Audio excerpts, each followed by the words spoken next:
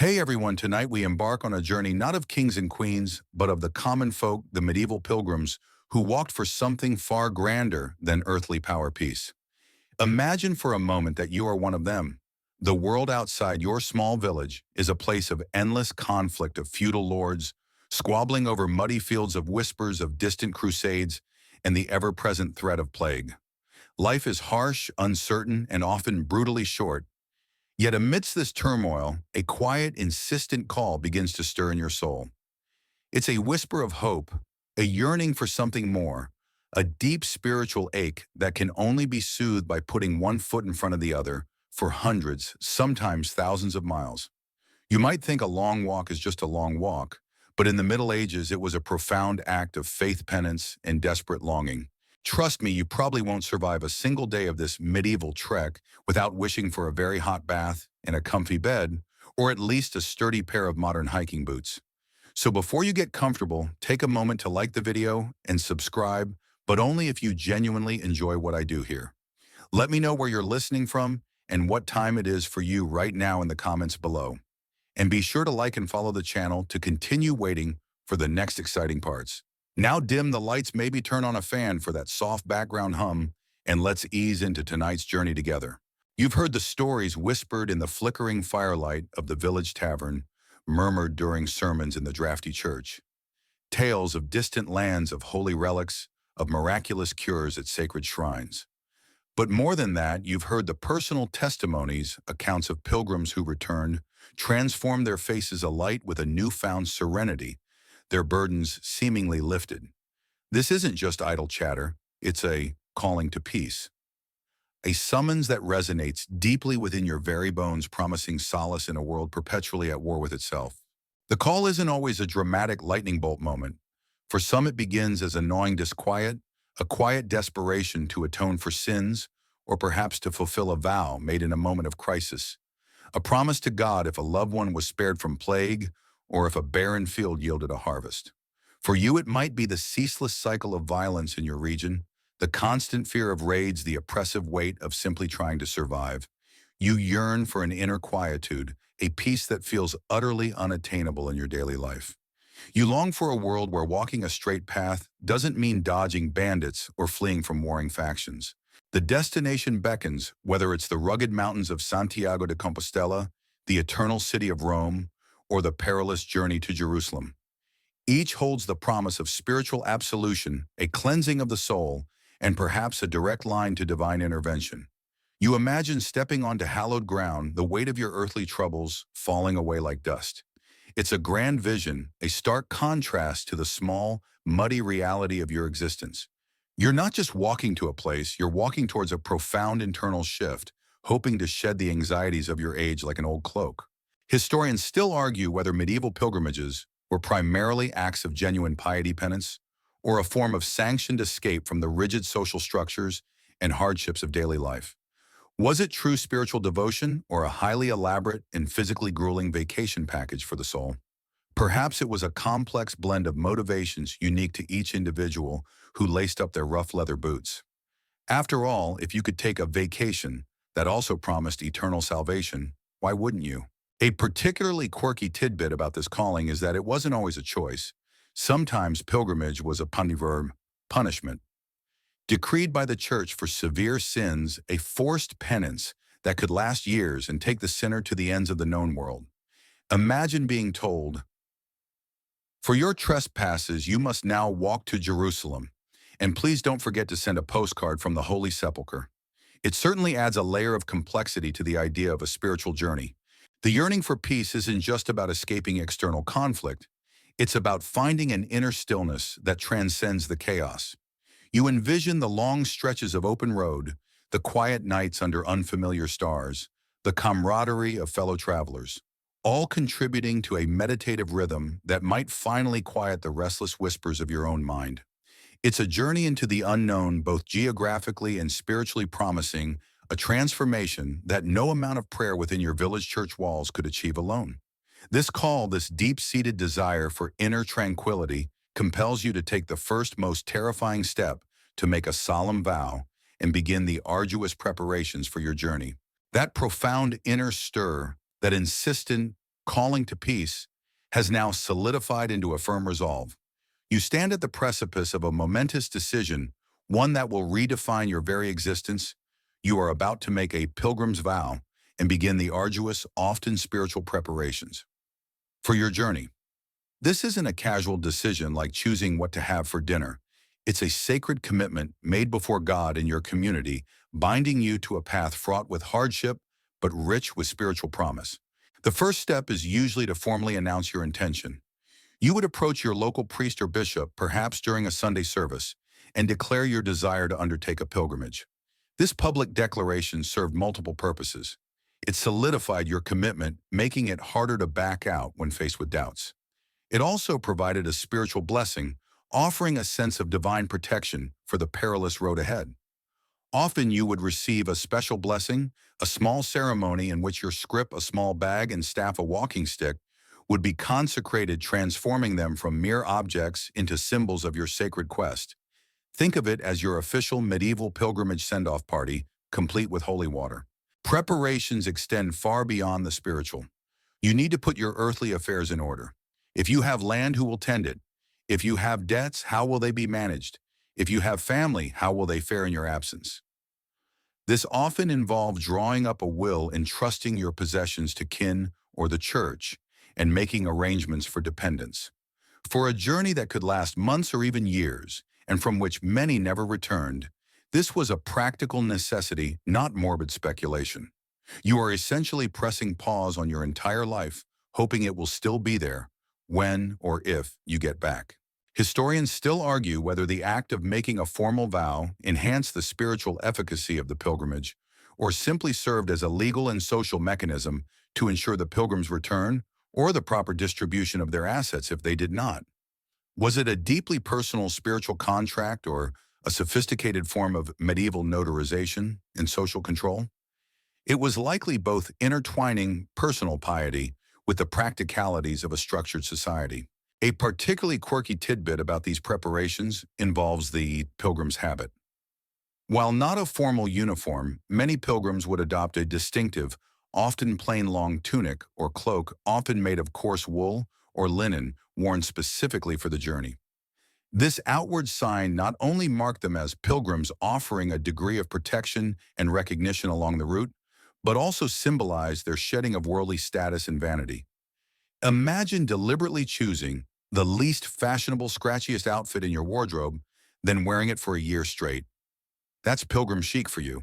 You might spend weeks or even months in these preparations, both spiritual and practical. You would engage in increased prayer, perhaps undertake a period of fasting, and confess your sins to cleanse your soul before embarking on such a demanding spiritual endeavor. Physically, you might begin to walk longer distances, accustoming your feet to the arduous journey ahead, or mend your existing clothes to prepare them for endless wear. Every patch, every stitch becomes an act of dedication. This period of preparation is crucial. It's when the abstract longing for peace begins to materialize into a concrete plan, a tangible reality. It's when you confront the immense undertaking before you acknowledging the dangers and uncertainties, but reinforcing your unwavering commitment. The vow once made becomes a guiding star pulling you forward. And as you gather your few precious possessions, knowing that every item must serve a purpose, you begin to truly understand the humble and pragmatic nature of the pilgrim's humble kittim. The solemn vow has been spoken, the preparations for your absence set in motion. Now the tangible reality of your journey crystallizes as you begin to assemble. The pilgrim's humble kittim. This isn't about packing for a leisurely holiday. It's about stripping away all but the absolute essentials, understanding that every ounce you carry will be felt over hundreds of miles. Your possessions, meager as they may be, must serve a vital purpose, offering protection, sustenance, or spiritual comfort. You lay out what little you own. First, the clothes on your back, likely a coarse wool tunic, perhaps dyed a muted brown, or gray sturdy breeches and thick woolen stockings. Layers are key, for the medieval world offers no climate-controlled comfort. Over this, a simple cloak, often made of rough, undyed wool. This cloak is your all-in-one wardrobe protection from rain warmth at night, and sometimes even a makeshift blanket. You might feel the scratchiness of the fabric against your skin, a constant physical reminder of the penance you undertake. Your footwear is paramount. Forget your modern cushioned sneakers. You'll have sturdy, high-laced leather boots, perhaps lined with fur for warmth. You'll spend hours meticulously greasing them with animal fat to make them as water-resistant as possible. A spare pair of stockings is a luxury carefully tucked away for blisters are the pilgrim's constant companion, and clean, dry feet are a rare treasure. Imagine trying to explain breathable, waterproof fabrics to a medieval bootmaker. They'd think you were possessed. Then your iconic tools. The pilgrim's staff. A stout wooden pole, often taller than you, topped with a cross or a hook. This is your third leg, your defense against stray dogs or desperate vagabonds, your support on steep inclines, and your means of testing uncertain ground. Alongside it, the soccer scrip, a small, coarse linen or leather bag usually worn over your shoulder. This is your entire worldly possession for the journey, holding your food, a few coins, perhaps a small religious token, and any documents you might carry. It's the medieval equivalent of a fanny pack, but with much higher stakes. Historians still argue whether the extreme minimalism of the Pilgrim's kit was solely a matter of practical necessity for long-distance travel, or if it also served as a profound spiritual exercise, forcing individuals to shed materialism and rely solely on God's providence and the charity of others. Was it about asceticism or just common sense, given the lack of baggage handlers, likely both a beautiful blend of spiritual discipline and pragmatic survival? A particularly quirky tidbit about the script is that it often contained a small hidden pocket or lining, sometimes sewn in by a loved one, containing a tiny precious keepsake or a secret message. Perhaps a lock of hair from a child, a miniature holy medal, or a single dried flower from your home garden. These were not for display, but for comfort, a private anchor to the world you left behind, carried close to your heart through all the trials of the road. You might pack a small wooden drinking cup, a piece of hard bread wrapped in cloth, a lump of dried cheese, and perhaps a few dried peas or beans for sustenance. A flint and steel for making fire, a crude needle and thread for mending, and a small rough blanket complete your gear.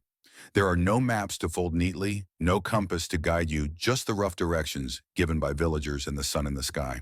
Each item is chosen with deliberate thought, weighed in your hand, its usefulness scrutinized.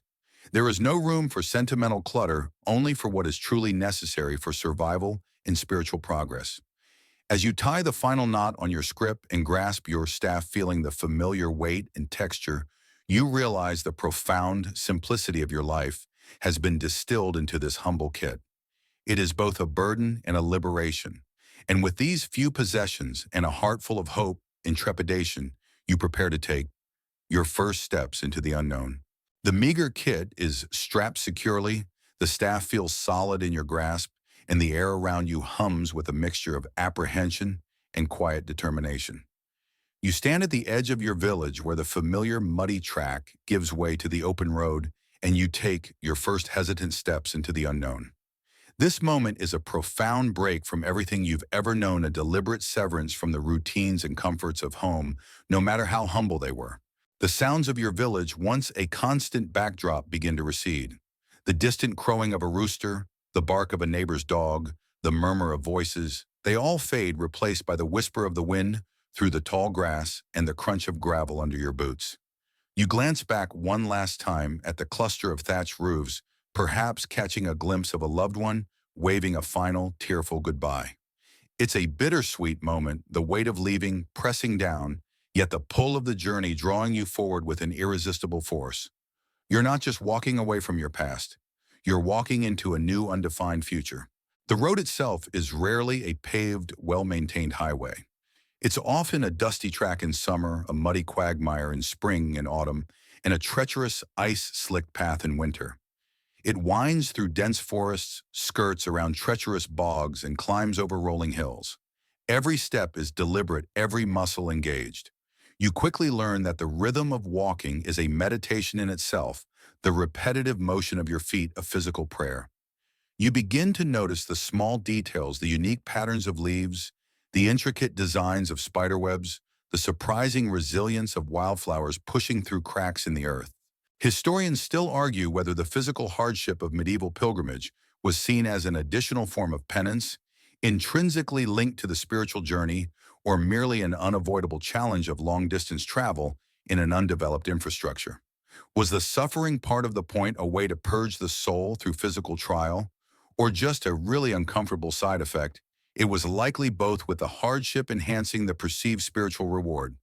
It makes your modern-day gym membership look like a walk in the park, literally.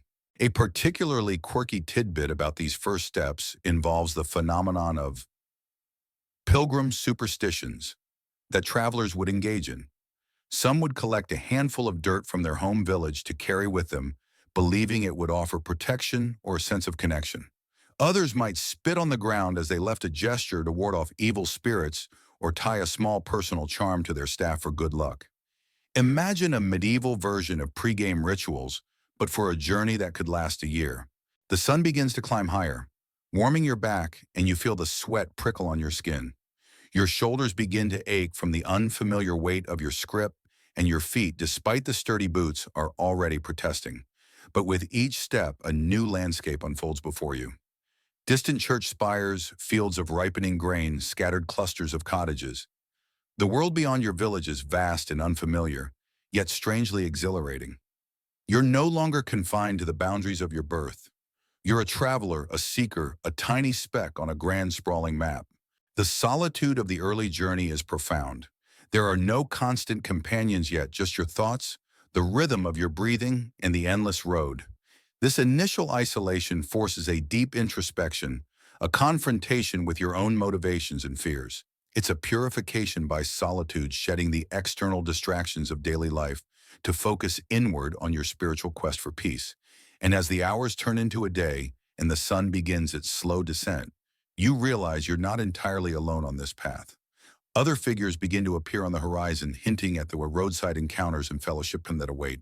As the sun begins its slow descent, painting the sky with hues of orange and purple, the solitude that marked your initial steps begins to subtly lift.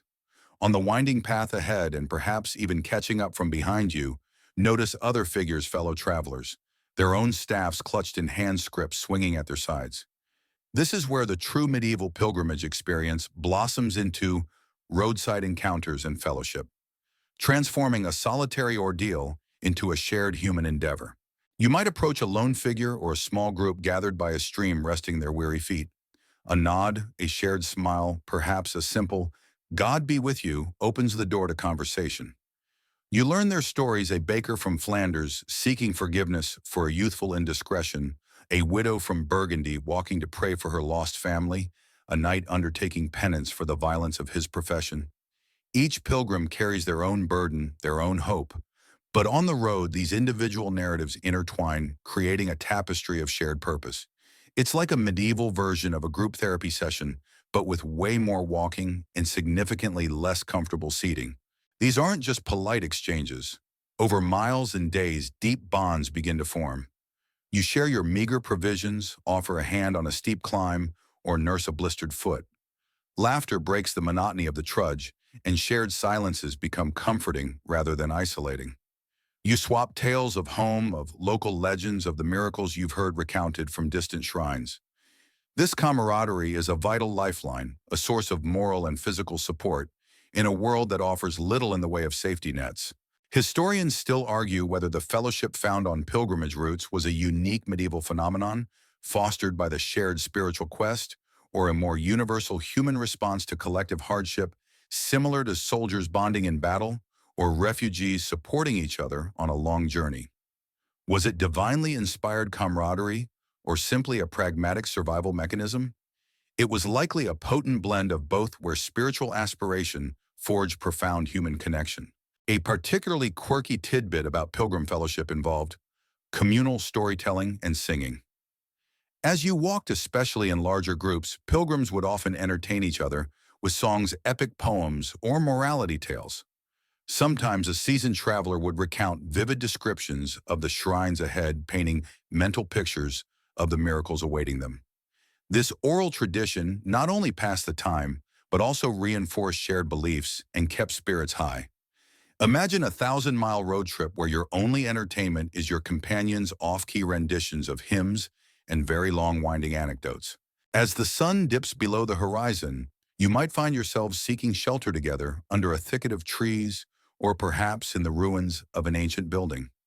A small fire would be built, casting dancing shadows on your weary faces. Hard bread and dried meat would be shared each morsel, tasting better for being earned through effort and shared with new friends. You sleep huddled together for warmth and safety, the gentle breathing of your companions a comforting presence in the vast unfamiliar night. The diversity of the pilgrims is striking, from humble peasants like yourself to merchants disgraced nobles, and even the occasional impoverished scholar. The road levels all social distinctions. Stripped of their finery and titles, everyone becomes simply a pilgrim equal in their vulnerability and their yearning for absolution. This temporary dissolution of rigid medieval class structures is a powerful if fleeting aspect of the journey. This newfound fellowship makes the hardships more bearable, the fears less acute, and the spiritual path clearer. You are no longer alone against the vastness of the medieval world. You are part of a moving community, a collective act of faith and perseverance. And as you share stories and dreams under the vast star-pricked sky, you are keenly aware that this journey, despite its spiritual purpose, is also fraught with very real earthly dangers.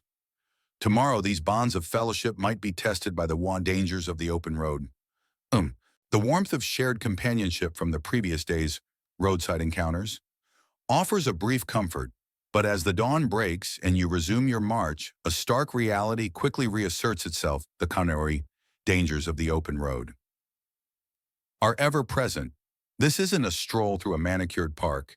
It's a hazardous journey through a largely untamed world where perils lurk beyond every copse of trees and over every crest of a hill. Your spiritual quest is constantly underscored by the very real threat to your physical well-being. Imagine the sudden shift in atmosphere as your group enters a dense forest. The sunlight, once bright, is now fractured by the thick canopy, casting long shifting shadows that seem to conceal unseen threats. The rustle of leaves, the snap of a twig. Every sound becomes amplified, interpreted through a lens of apprehension. This is prime territory for more bandits and highwaymen. Desperate men and sometimes women who prey on vulnerable travelers, especially those like yourselves, who carry visible signs of their journey and perhaps a few meager coins. You clutch your staff a little tighter, your eyes scanning the tree line, a nervous tremor in your stomach. It's like a medieval horror movie, but with fewer special effects and a much higher chance of actual dismemberment. Beyond human threats, the natural world itself poses significant risks. Wild animals roam free. Wolves, bears, and even wild boars could be encountered, particularly if you stray from well-trodden paths or camp in isolated areas. A growl from the undergrowth, a sudden movement in the bushes. These could signal a life-threatening encounter. You're not just walking for peace, you're walking through a food chain. And let's not forget the sheer environmental hazards. Sudden violent storms that turn roads into rivers of mud, flash floods that swell rivers to uncrossable torrents, or bitter cold snaps that could lead to hypothermia if shelter isn't found quickly. Historians still argue whether the perceived danger of medieval roads was primarily a genuine threat from widespread lawlessness, or if it was exaggerated in popular narratives and religious texts to underscore the bravery and faith of pilgrims. While banditry was certainly a reality, did every pilgrim truly face a life-or-death encounter, or was the journey more mundane for most? The truth is likely somewhere in the middle, with localized hotspots of danger varying greatly. A particularly quirky tidbit about these dangers involves medieval road wards or wayfarers' charms. These were often small carved wooden figures, knotted ropes, or even pouches of dried herbs that pilgrims would carry, believing they offered protection against evil spirits, wild beasts, or ill-intentioned humans. Imagine wearing a tiny, somewhat smelly bag of dried nettles around your neck, hoping it would ward off a pack of hungry wolves. It certainly demonstrates the blend of faith and superstition in their daily lives. The exhaustion of continuous walking makes you more vulnerable. Your senses dull, your reactions slow. A twisted ankle on a rocky path, a fall into a hidden ditch. Simple accidents could become life-threatening emergencies, far from any medical help. You learn to lean on your companions, to watch each other's backs, to share the burden of vigilance. The bonds of fellowship forged yesterday become a literal shield today. The fear of the unknown is a constant companion, a low hum beneath the rhythm of your footsteps.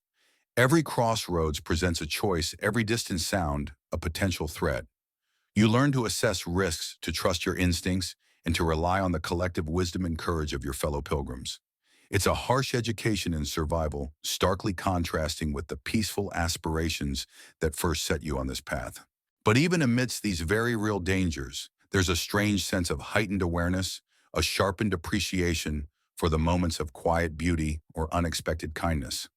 The knowledge that survival isn't guaranteed makes every safe night, every shared meal, every sunrise feel like a small miracle.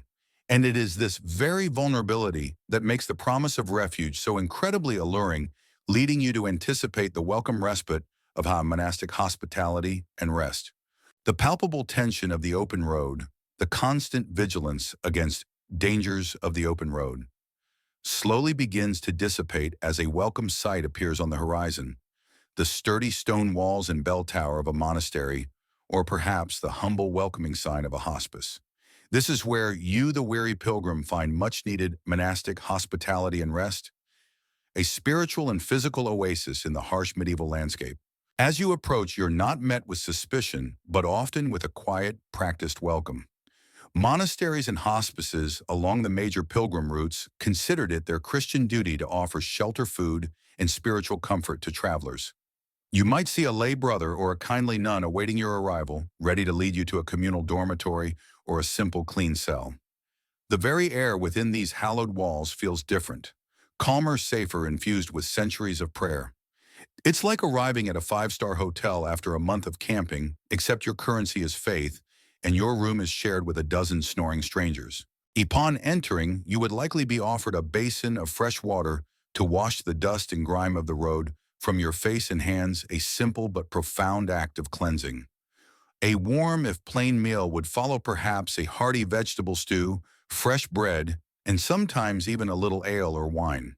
This isn't a feast, but it's sustenance offered freely and with grace, a testament to the charitable spirit that underpinned much of the pilgrimage system.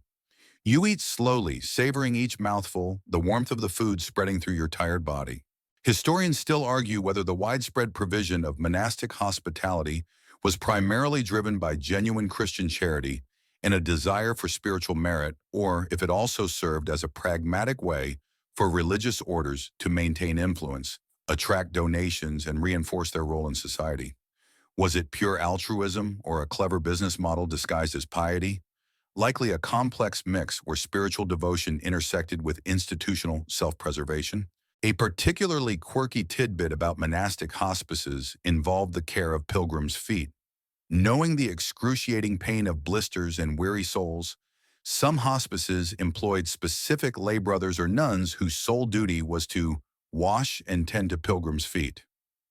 Imagine someone gently bathing your swollen, dirt-encrusted feet, rubbing them with soothing balms and perhaps even offering fresh bandages. It was an act of profound humility and kindness, making a world of difference to a pilgrim's morale and ability to continue the journey. This might be the closest you'll get to a spa treatment on this trek. After the meal, you would likely participate in evening prayers with the monastic community. The Gregorian chants, the flickering candlelight, the shared sense of devotion. It's a powerful experience that reaffirms the spiritual purpose of your journey. You find a quiet corner, allowing the familiar words and melodies to wash over you, providing a solace that penetrates deeper than any physical comfort. Sleep in the communal dormitory is simple. A straw mattress, a rough wool blanket, and the rhythmic breathing of dozens of other weary souls. Yet it's a sleep deeper and more restorative than any you've had on the open road. The walls, the guards you don't even see but know are there, the sanctity of the place, all contribute to a feeling of profound safety. You wake refreshed, not just physically but spiritually renewed, ready to face the next stretch of road. As you prepare to depart the next morning, often with a small provision of food for the road, and a blessing from the abbot or prioress, you carry with you not just renewed strength, but a deep sense of gratitude. These havens of peace are critical to the very possibility of long-distance pilgrimage, offering vital checkpoints for rest, healing, and spiritual fortification. And as you step back onto the road, the hospitality received brings into sharper focus The internal journey you undertake a continuous act of seeking purification and shedding the weight of sins. Refreshed by the quiet solace and simple fare of monastic hospitality, you step back onto the pilgrim's path. Yet even as your body feels lighter, there's an ever-present internal companion on this journey. The weight of sins. This pilgrimage isn't just a physical trek across medieval Europe. It's a deeply personal spiritual odyssey, an act of penance undertaken to seek absolution and purification for the transgressions you carry within your soul. You walk with a silent reckoning, each step a conscious effort towards atonement. Perhaps it's a specific sin that burdens you, a moment of anger that led to violence, a lie told to gain advantage, a lapse in faith that gnaws at your conscience. Or perhaps it's a more generalized sense of unworthiness, a desire to humble yourself before God in a world where divine judgment feels immediate and ever-present. You might find yourself replaying these moments in your mind, seeking understanding, regret in the path to forgiveness. It's like your personal Netflix true crime documentary, but the crime is your own soul and the only audience is the Almighty. The medieval understanding of sin and penance was deeply ingrained in daily life. Pilgrimage was considered a powerful form of Quran indulgenced act, meaning it could reduce the time a soul would spend in purgatory. This wasn't a magic trick to bypass consequences. It was a grueling, arduous form of spiritual labor believed to truly demonstrate remorse and a desire for purification.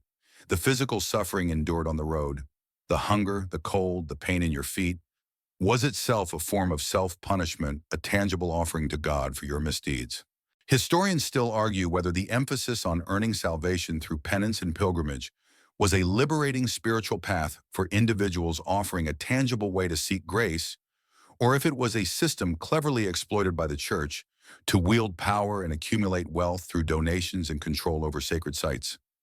Was it a pathway to genuine spiritual freedom or a divinely sanctioned treadmill for the soul? The answer, as often in history, is likely both, serving complex spiritual and societal functions. A particularly quirky tidbit about shedding the weight of sins involved literal physical acts of penance. Some pilgrims would wear heavy chains or rough hair shirts beneath their clothing, causing constant discomfort as a continuous reminder of their repentance. Others might choose to walk barefoot, enduring excruciating pain, with every step believing the suffering cleansed their soul more effectively. Imagine tying a brick to your foot and calling it spiritual exercise.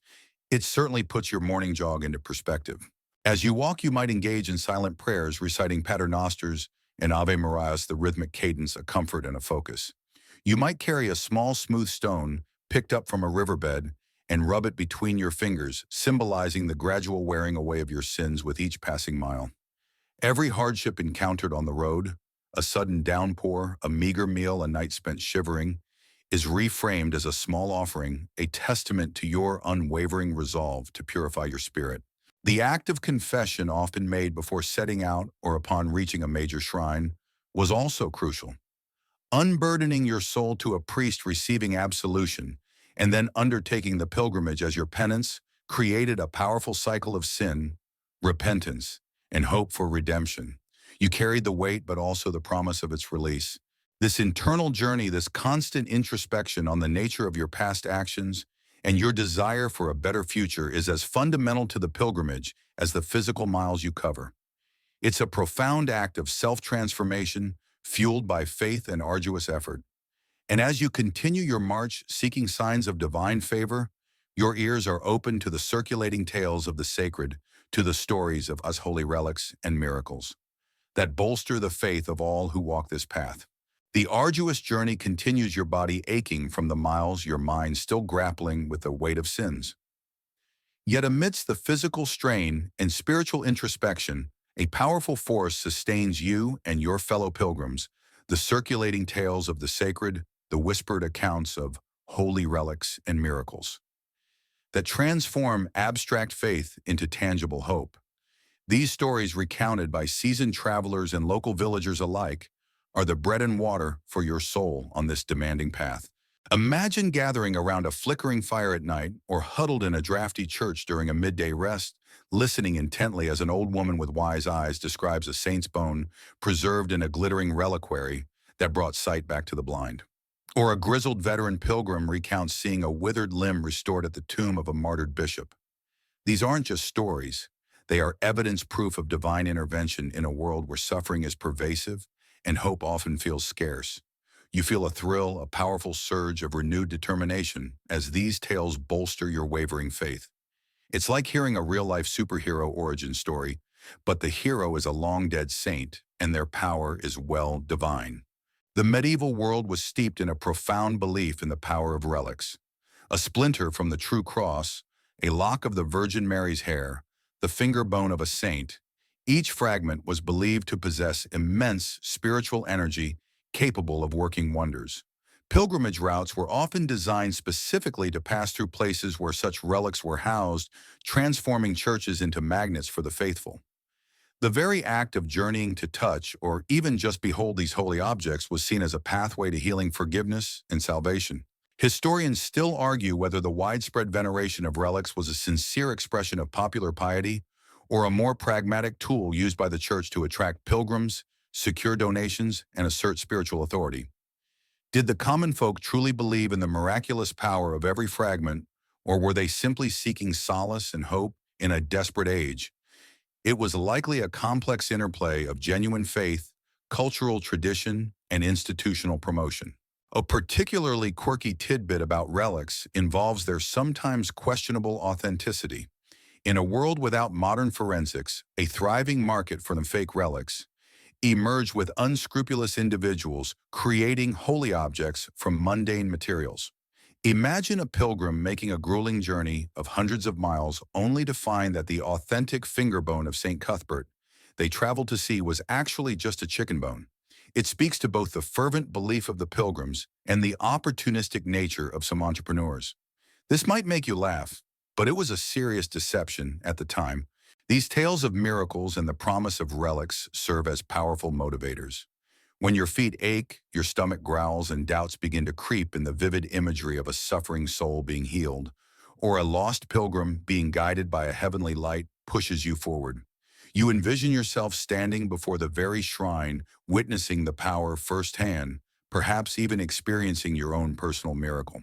The shared recounting of these stories also strengthens the bonds within your pilgrim group. You collectively marvel at the tales reaffirming your shared beliefs and encouraging one another. It creates a palpable sense of anticipation for the sacred sights ahead, transforming the arduous journey into a pathway to potential wonder. Each mile covered brings you closer to the physical manifestation of divine power. As the tales of miracles fill the night, chasing away the shadows of fear and exhaustion, you feel your spirit renewed. The purpose of your journey, once an abstract yearning for peace, now feels infused with the concrete possibility of divine intervention.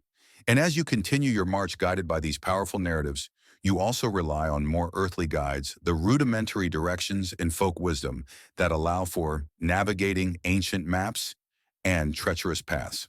The inspiring tales of holy relics and miracles infuse your spirit with renewed vigor, but now your focus must return to the practicalities of the journey. In a world without GPS, detailed road signs, or even consistently accurate cartography, navigating ancient maps and relying on verbal directions becomes an exercise in faith as much as in geography. You quickly learn that getting lost isn't an inconvenience. It's a very real danger that could mean days of wasted effort, depleted provisions, or even fatal exposure. Imagine consulting a map drawn on a piece of vellum or parchment, painstakingly copied by a monk perhaps a century ago. These aren't the precise scaled representations you're used to. Instead, they might emphasize important pilgrimage sites with disproportionately large illustrations of churches, while the intervening terrain is compressed or stylized. Rivers might be wavy lines, mountains a series of overlapping bumps, and forests represented by a few stylized trees. Distance is often approximate, and cardinal directions can be a matter of interpretation. You squint at the faded ink, trying to reconcile the artistic rendering with the actual muddy path before you. It's like trying to navigate using a child's crayon drawing, but with real-world consequences if you take a wrong turn. More often than not, your navigation relies on verbal directions from locals. You approach a farmer tilling his field, a shepherd tending his flock, or a miller by his mill, politely asking for the way to the next town or shrine. Their directions are often based on landmarks that might be long gone, or on local knowledge that assumes a familiarity with the terrain you simply don't possess. Go past the gnarled oak over the bridge by the ruined chapel, and then follow the track where Old Man Oswald's cow usually grazes. Easy, right? Until you realize there are 5 gnarled oaks, 3 ruined chapels, and Oswald's cow is nowhere to be found. Historians still argue whether the challenge of medieval navigation was a deliberate spiritual trial for pilgrims, forcing reliance on divine guidance, or simply a reflection of the technological and cartographical limitations of the era. Was getting lost part of the pilgrimage experience, encouraging humility and dependence on charity, or just a massive headache that everyone hoped to avoid? It was likely a bit of both, with unexpected detours often leading to both frustration and unforeseen spiritual encounters. A particularly quirky tidbit about medieval navigation involved pilgrims using the position of the sun and starseed as their primary guide. At night, they might identify prominent constellations like the North Star to maintain their general direction. During the day, observing the sun's arc could help them orient themselves. This reliance on celestial bodies fostered a deep connection with the natural world and the rhythm of the seasons, but also made cloudy days or dense forests particularly challenging. Imagine trying to navigate by the stars after a long, exhausting day of walking when all you want to do is collapse. Makes you appreciate your smartphone, doesn't it? The anxiety of misdirection is a constant companion. Taking a wrong turn could mean adding days to your journey, running out of food, or encountering entirely new dangers. You learn to trust your instincts, to pay close attention to the subtle cues of the land, and to ask for directions frequently, even if the answers are sometimes contradictory. The collective wisdom of your fellow pilgrims becomes invaluable as different perspectives and past experiences are pooled to determine the best path forward. Sometimes, after hours of walking, you realize you've strayed significantly from the intended route. The disappointment is palpable, a heavy weight that settles in your chest. But then there's the resolve to retrace your steps to find the correct path, fueled by the unwavering purpose of your pilgrimage. Every detour, every challenge becomes a test of your faith and perseverance. As you meticulously follow a newly given set of directions, eyes peeled for a specific boundary stone or a distinctive tree, you become keenly aware of the sounds of the road. It's not just the crunch of your boots, it's the voices of your companions, the occasional distant bird call. And it is this human element, the shared experience of the journey, that often finds expression in chants and pilgrim songs, turning the endless miles into a moving melody. The challenges of navigating ancient maps and unreliable directions can wear down the spirit. But fortunately, the medieval pilgrim's journey isn't just about silent trudging. It's punctuated by communal expressions of faith and camaraderie, most notably as you join in communal singing, the rhythm easing the monotony of the walk. These chants and pilgrim songs aren't merely entertainment. They are a vital lifeline, a spiritual glue that binds your diverse group together and transforms arduous miles into a moving shared prayer. Imagine the dawn breaking over a misty valley, your group setting out, and a strong, clear voice beginning the first lines of a well-known hymn. Others quickly join in, their voices initially hesitant, soon blending into a powerful chorus. The Latin words of a paternoster, or Ave Maria, might rise into the morning air, or perhaps a vernacular song of praise for a local saint. The rhythm of the singing often matches the rhythm of your footsteps, creating a hypnotic, almost meditative effect. It's like a medieval flash mob, but instead of dancing, everyone is belting out Gregorian chants in unison, probably much to the confusion of any startled squirrels. These songs served multiple purposes. Spiritually, they offered continuous prayer, keeping the focus on the sacred purpose of the journey and reinforcing shared beliefs. Practically, they helped to maintain pace and morale, breaking the endless silence of the road and providing a distraction from physical discomfort. The collective voice drowned out the individual aches and anxieties, forging a sense of unity and shared purpose. It's hard to dwell on your blisters when you're belting out a rousing hymn about reaching salvation. Historians still argue whether the widespread practice of communal singing on pilgrimages was a spontaneous expression of piety and fellowship, or a more organized and encouraged activity by the church to maintain order and discipline among large groups of travelers. Was it pure joy or a cleverly disguised form of crowd control and spiritual reinforcement? It was likely both, with organic enthusiasm channeled by institutional encouragement. A particularly quirky tidbit about pilgrim songs involved walking songs that often combined religious verses with practical advice or even humorous observations about the road. Some songs might include specific directions to shrines, warnings about dangerous areas, or humorous complaints about overly tough bread. Imagine a medieval equivalent of a folk song that doubles as a travel guide and a Yelp review. It made the sacred journey a little more relatable, a little more human. As the day wears on and the sun climbs higher, the singing might shift from formal hymns to simpler repetitive chants or even call and response melodies. You find your own voice blending with dozens of others, feeling the vibrations in your chest. It's a powerful, unifying experience transcending differences in social class or origin. For these moments, everyone is simply a pilgrim, their voices rising together in a shared act of faith and endurance. When fatigue sets in and the conversation wanes, a spontaneous burst of song can re-energize the group, pulling everyone forward. It's a reminder that you're not alone, that you're part of a collective effort towards a shared destination. The act of singing together also served as a subtle signal to others on the road. A large singing group of pilgrims might deter opportunistic bandits, offering a measure of safety in numbers. As the sun begins to dip once more, painting the sky with a warm glow, the communal singing might soften, becoming a quiet hum, a gentle farewell to the daylight hours. The rhythm has carried you through another day, easing the monotony and strengthening your resolve. And as the evening descends, your thoughts and those of your companions inevitably turn from spiritual sustenance to physical sustenance, anticipating the varied realities of more food fast and feast that await the medieval pilgrim. As the melodic echoes of chants and pilgrim songs fade with the twilight, a more earthly concern begins to dominate your thoughts and those of your fellow travelers.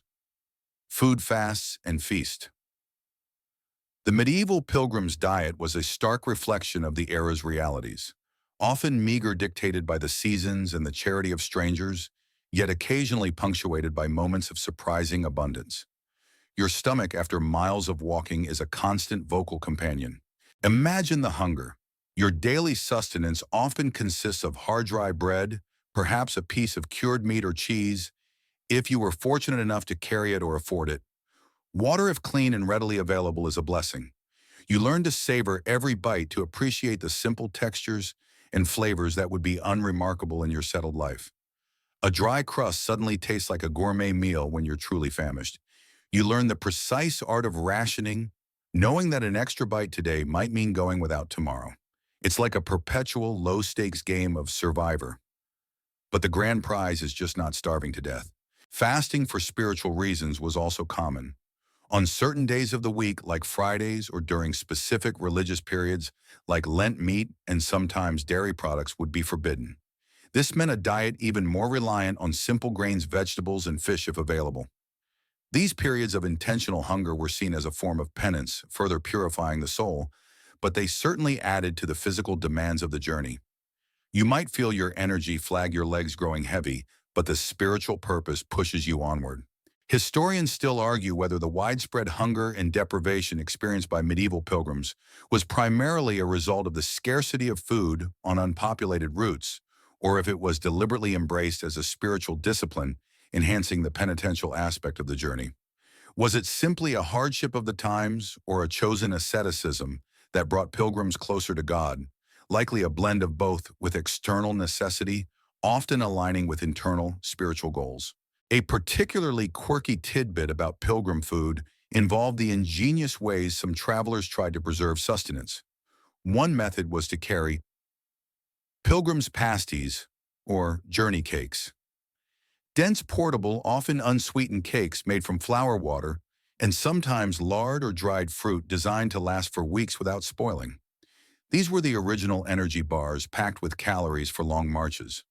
Imagine gnawing on a rock-hard biscuit that tastes vaguely of stale grain, knowing it's your best friend for the next 3 days. Delicious. But then there are the feasts. These unexpected moments of plenty usually occurred when you reached a major town, a wealthy monastery, or during a local festival. You might be offered a hot, hearty meal in a pilgrim hospice, or even find yourself invited to share a simple but abundant meal with a charitable family. Freshly roasted meat, rich cheeses, sweet fruit, and copious amounts of ale or wine. These moments are pure bliss, a stark contrast to the usual meager fare. You eat until your belly aches, savoring every luxurious bite, knowing it might be days or weeks until such bounty is seen again. These oscillations between hunger and satiation, between scarcity and unexpected generosity, are a constant lesson in humility and gratitude. You learn to accept what is given, to share what little you have, and to truly appreciate the simple blessing of a full stomach. This direct experience of reliance on charity and the cycles of abundance and want deepens your connection to the common human experience, stripping away any lingering pride. As you drift off to sleep, your stomach either rumbling with hunger or pleasantly full, you are acutely aware of your body's needs and its remarkable resilience. The very landscape you traverse, from the sparse forests to the fertile valleys, constantly offers lessons not just in survival, but in the deeper spiritual connection that awaits, leading you to discover the healing power of nature. Dutton. Having navigated the feast and famine cycles of a pilgrim's diet, your journey brings you ever closer to the profound realization of the healing power of nature. Beyond the direct path and the human interactions, the natural world itself becomes a vast, comforting presence, offering not just physical sustenance and challenge, but also a deep spiritual calm and renewal that soothes your weary soul. Imagine walking for hours through an ancient forest, the sunlight dappling through the leaves, casting intricate patterns on the forest floor. The air, cool and fresh, is filled with the scent of pine and damp earth. The only sounds are the rustle of leaves, the chirping of unseen birds, and the rhythmic crunch of your own footsteps. This unbroken quiet, so different from the clamor of your village or the bustling roads, allows your mind to settle, to quiet its incessant worries. It's like stepping into a giant living cathedral where the only sermon is the whisper of the wind and the only music is the hum of insects. You become acutely aware of the cycles of the day and the seasons. The crisp bite of the morning air, the warmth of the midday sun on your back, the lengthening shadows of twilight. You see the resilience of wildflowers pushing through rocky soil, the endless patience of rivers carving their path, the quiet strength of ancient trees. This constant immersion in the natural world fosters a sense of perspective, shrinking your immediate worries against the backdrop of eternity. The petty squabbles of lords, the anxieties of court seem utterly insignificant when compared to the vast, unchanging majesty of creation. Historians still argue whether the spiritual connection pilgrims felt to nature was an inherent part of medieval Christian theology, which saw God's hand in all creation, or if it was a more personal, individual response to the overwhelming beauty and challenge of the natural environment encountered on such long journeys. Was it a theological mandate, or simply the natural human reaction to spending months outdoors? It was likely a deeply intertwined experience, where faith found expression and reinforcement in the natural world. A particularly quirky tidbit about this natural connection involved pilgrims collecting natural souvenirs that were believed to have healing or protective properties. This might include a smooth, oddly shaped stone from a riverbed, a specially blessed sprig of rosemary from a forest, or even water from a natural spring, thought to be holy. Imagine carrying a pocket full of pebbles and twigs, believing they hold divine power. These small, humble tokens connected them not only to the specific place, but also to the perceived sanctity of the natural world itself. As you walk, your senses sharpen. You notice the intricate patterns of bark on a tree, the fleeting dance of a dragonfly over a pond, the distinct scent of damp earth after a sudden shower.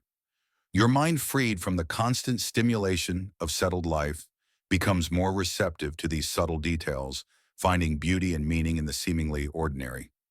The physical exertion, rather than draining you, seems to open up new channels of awareness. The vastness of the sky above the endless horizon, the silent strength of the earth beneath your feet, all contribute to a feeling of profound humility and interconnectedness. You are a small part of something immense, something ancient, something divinely created. This connection offers a unique form of healing, not just for the soul burdened by sin, but for a spirit weary from the relentless pressures of medieval life. It's a peace that settles deep within you, a calm that resonates with the quiet strength of the earth itself. But even as nature offers its profound comforts, the physical realities of the journey cannot be ignored. The very elements that soothe can also bring unexpected hardship, reminding you and your fellow pilgrims of the ever-present threat of the sickness, injury, and death that shadows every step of the road.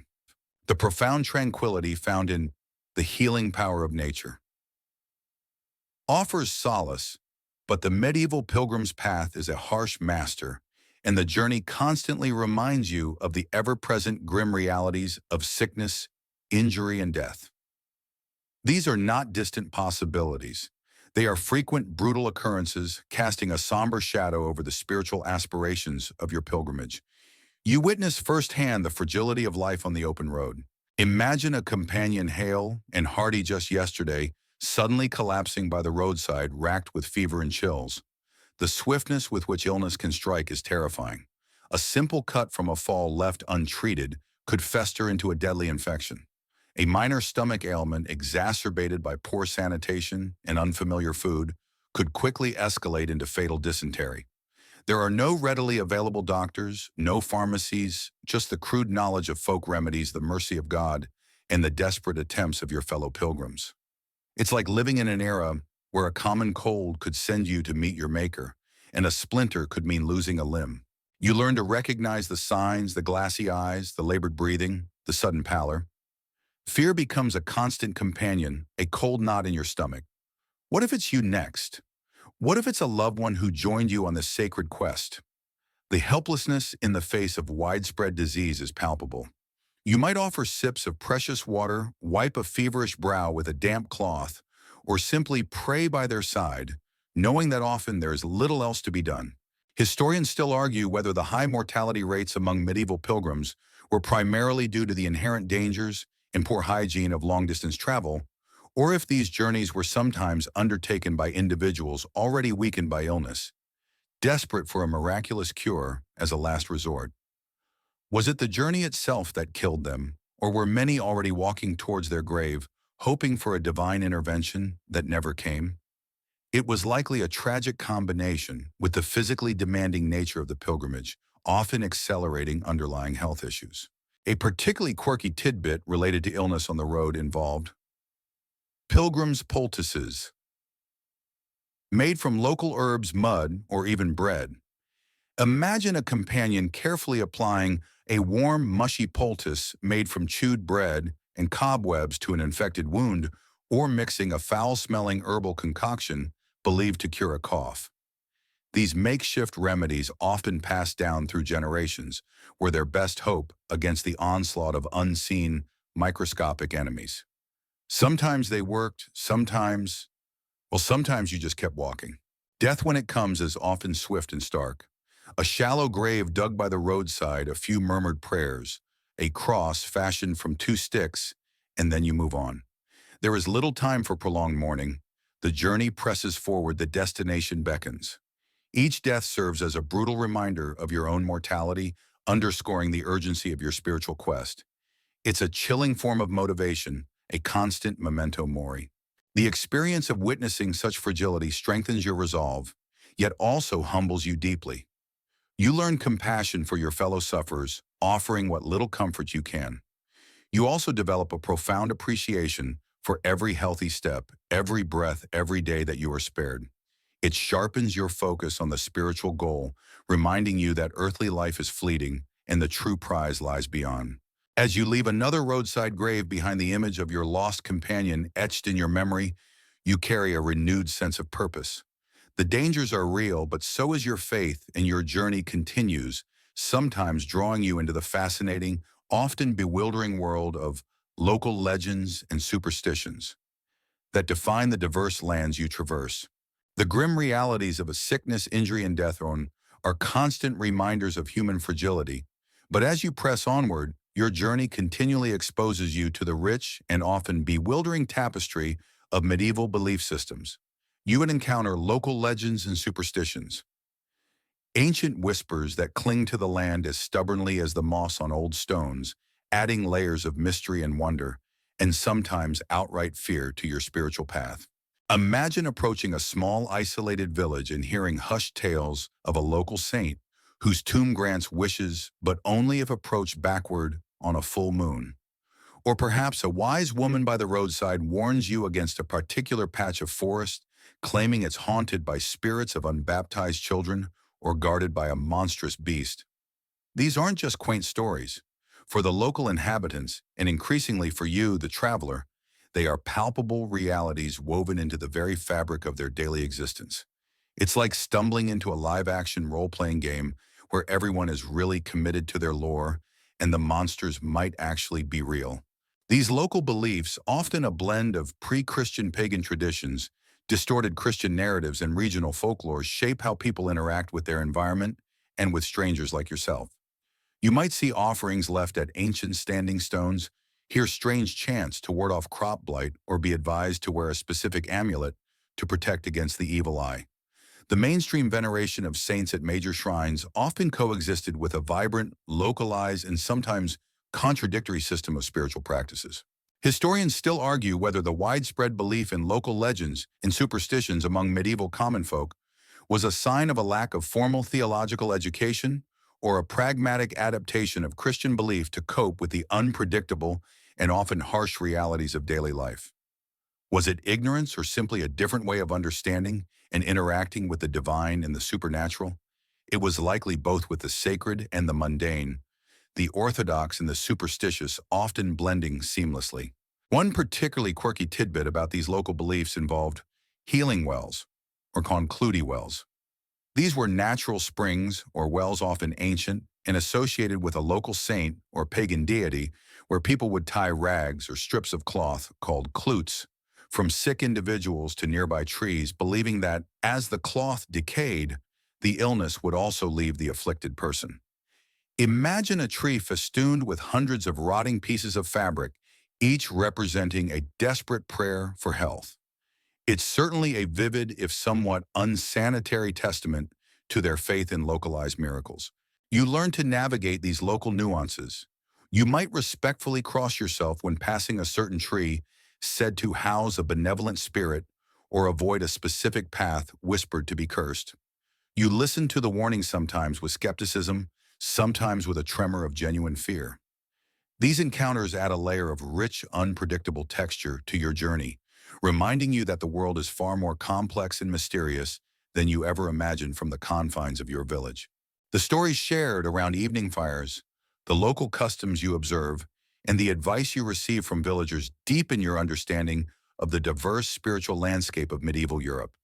It's a journey not just through geography, but through the human mind and its boundless capacity for belief. And as you adapt to these local peculiarities, you become acutely aware of the broader challenges of crossing borders and cultures, navigating the shifting identities of the lands you traverse. As you leave behind the fascinating, often bewildering world of local legends and superstitions, your journey brings you face to face with an even more pronounced reality of medieval Europe, the constant act of crossing borders and cultures. This isn't just about traversing geographical lines. It's about stepping from one distinct way of life into another, grappling with unfamiliar languages, different laws, and customs that can range from subtly alien to profoundly unsettling. Imagine walking for days, speaking the same dialect, understanding the same local jokes, and then suddenly the language shifts. The signs on the few inns are unreadable. The greetings exchanged by villagers sound foreign, and the very gestures used in conversation are subtly different. Your familiar "God be with you" might be met with a blank stare, requiring a desperate fumble for a few words of Latin, the common tongue of the church, or a reliance on universally understood hand gestures. It's like traveling across Europe today without a translation app, but with the added joy of knowing everyone around you might view you with suspicion. These borders aren't always marked by grand archways or uniformed guards. Sometimes it's a river, a mountain range, or simply a change in architecture or the style of clothing worn by the local populace. You might notice houses built with different materials, fields tilled in unfamiliar patterns, or even a distinct shift in the music played in taverns. Each subtle difference is a signpost telling you that you've entered a new realm, one with its own unwritten rules and expectations. Historians still argue whether the challenges of crossing medieval borders primarily fostered a sense of xenophobia and insularity among different peoples, or if pilgrimage, by forcing interaction, actually promoted a degree of cultural exchange and understanding. Did these differences breed suspicion, or did shared humanity eventually overcome initial prejudice? While fear of the unknown was certainly present, the shared spiritual purpose of pilgrims often transcended linguistic and cultural barriers, at least temporarily. A particularly quirky tidbit about these cultural crossings involved the Huri pilgrims' jargon, or Pidgin Latin. Many long-distance pilgrims, especially those traveling through multiple linguistic regions, would develop a simplified form of communication, often blending basic Latin phrases with a smattering of words from various local dialects. This rudimentary language, while imperfect, allowed them to convey essential needs like food, shelter, or which way to Santiago. Imagine trying to order dinner using a mashup of high school Latin and charades. It certainly made for some interesting conversations. You learn to adapt quickly. You become more observant, studying the unspoken cues, the body language of those around you. You develop a knack for deciphering intentions, for understanding when a local is offering help or trying to take advantage. Your companions, if they hail from different regions, become invaluable interpreters, bridging the linguistic gaps and helping to smooth over cultural misunderstandings. This constant exposure to difference broadens your perspective, forcing you to see beyond the narrow confines of your own upbringing. The laws, too, can vary. What is permissible in one dukedom might be frowned upon or even illegal in another. Road tolls might appear suddenly demanded by a local lord who recognizes your status as a traveler, a potential source of income. Navigating these varied legal landscapes requires caution and sometimes a willingness to pay small fees or offer humble pleas to avoid trouble. This continuous process of adapting to new cultures and traversing unseen boundaries is a profound lesson in humility and resilience. It strips away your preconceived notions and forces you to rely on your wits, your faith, and the kindness of strangers. And while most encounters are simply bewildering, some pose a more direct threat, drawing your attention to the ever-present danger of brigands, robbers, and safe conducts. As you continue your journey accustomed to the subtle shifts of crossing borders and cultures, another more immediate threat often looms large in the pilgrim's mind: the chilling reality of brigands, robbers, and safe conducts. The medieval roads, while conduits for faith, were also hunting grounds for desperate and opportunistic individuals, making protection against outlaws a paramount concern, sometimes even requiring official royal decree. Imagine traversing a narrow mountain pass, the rocky terrain offering numerous hiding spots, or a remote stretch of forest where help is days away. The air itself seems to thicken with apprehension. You grip your staff tighter, your eyes scanning every shadow, every rustle in the undergrowth. You've heard the grim tales: pilgrims stripped of their meager possessions, left injured, or worse, their spiritual quest brutally interrupted by human greed. It's like playing a real-life video game where every bush could hide an enemy, and losing means losing everything you own, including your life. These brigands weren't always organized gangs. They could be disgruntled former soldiers, impoverished peasants driven to desperation, or simply opportunistic thugs. They knew the routes. They knew pilgrims often carried a few coins for offerings or basic necessities, and they knew that few would offer resistance. Your vulnerability, marked by your pilgrim's garb, could be both a sign of sacred purpose and an invitation to attack. Historians still argue whether the perceived level of widespread banditry on medieval pilgrimage routes was genuinely as pervasive and dangerous as contemporary accounts suggest, or if these tales were sometimes embellished to underscore the piety and bravery of those who completed the journey. While local incidents certainly occurred, was it a constant threat everywhere, or more sporadic and localized? The truth likely lies somewhere in between, with some regions being significantly more perilous than others. A particularly quirky tidbit related to protection was the use of pilgrim confraternities, or brotherhoods. These were associations of pilgrims who would often travel together in larger, more organized groups, sometimes even employing armed escorts to deter attacks. Imagine a medieval version of a neighborhood watch program, but instead of monitoring for porch pirates, they're fending off actual brigands with swords and bows. This collective strength was often a pilgrim's best defense. For those undertaking particularly dangerous or long-distance journeys or carrying more visible wealth, though most pilgrims were humble, Ainon Malnarukani became a crucial, if not always entirely foolproof document. This was a letter or charter issued by a reigning monarch or powerful lord granting protection to the bearer as they passed through their lands. It was a formal declaration demanding that local authorities and subjects respect the pilgrim's passage. Carrying such a document, often sealed with wax and adorned with official insignia, could deter minor troublemakers or ensure assistance from local garrisons. However, a safe conduct was only as good as the authority of the lord who issued it and the willingness of local officials to enforce it. In contested territories or remote areas, it might be little more than a fancy piece of parchment. Still, the sight of the royal seal could often buy you passage, or at least a healthy dose of respect from those who might otherwise see you as easy prey.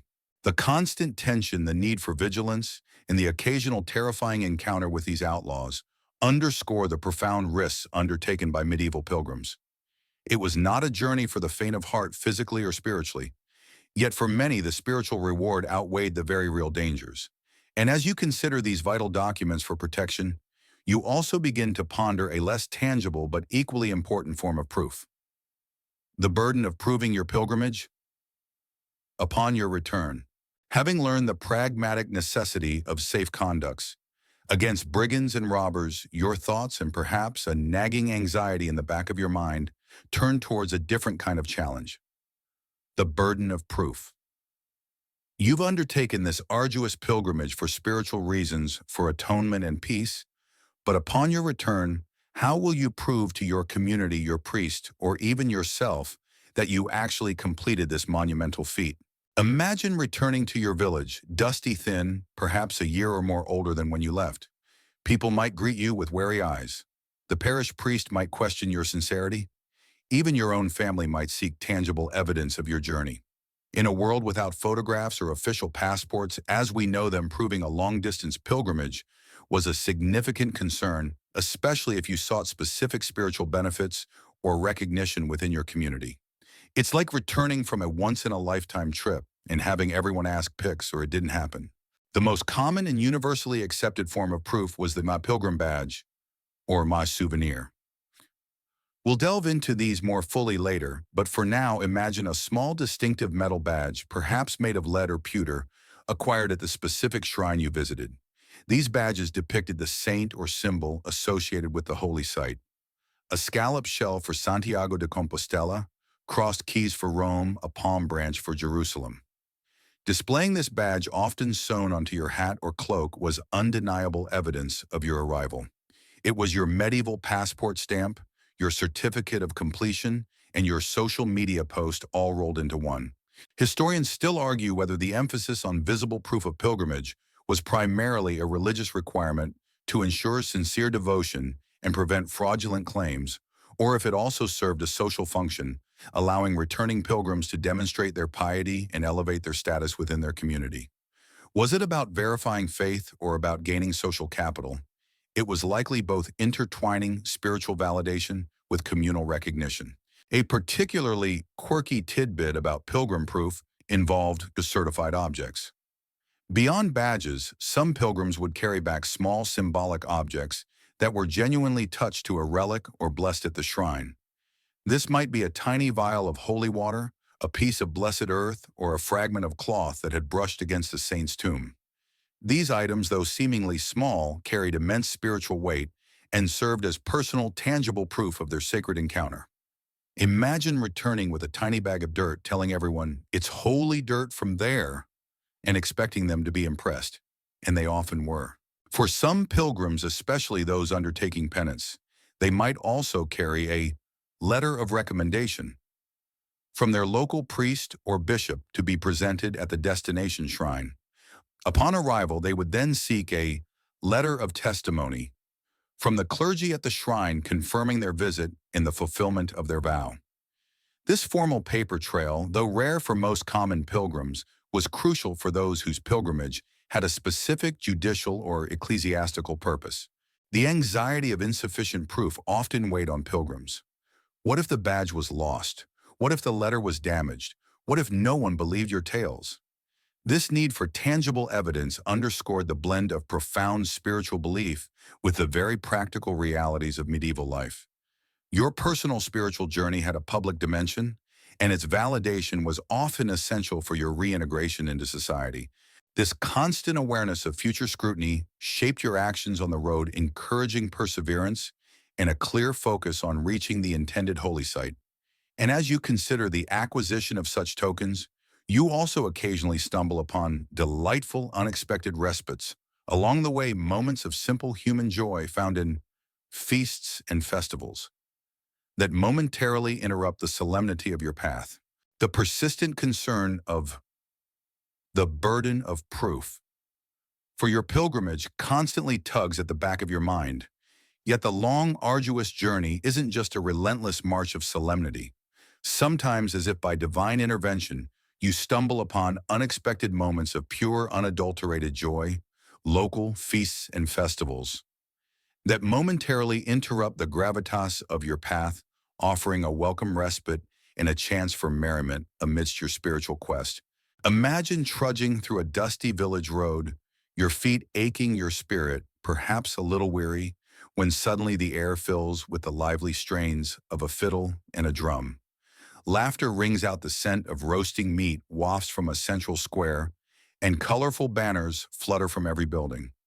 You've stumbled upon a village fair, a Saints' Day celebration, or a harvest festival. The contrast with your usual somber pace is jarring, exhilarating even. It's like accidentally walking onto a movie set for a medieval romantic comedy after enduring weeks in a gritty historical drama. These festivals are explosions of communal joy.